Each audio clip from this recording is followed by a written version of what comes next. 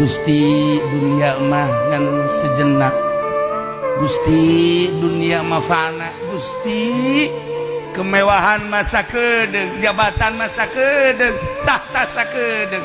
Tetapi ia setelah mati, setelah wafat, kumaha?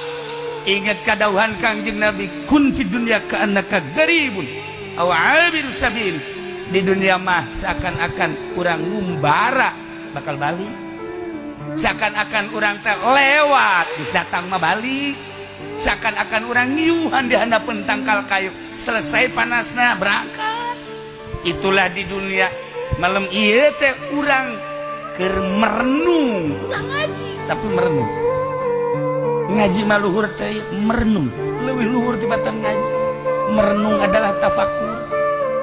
Tafakur urang teh aya tafakur sorangan, aya tafakur babarengan.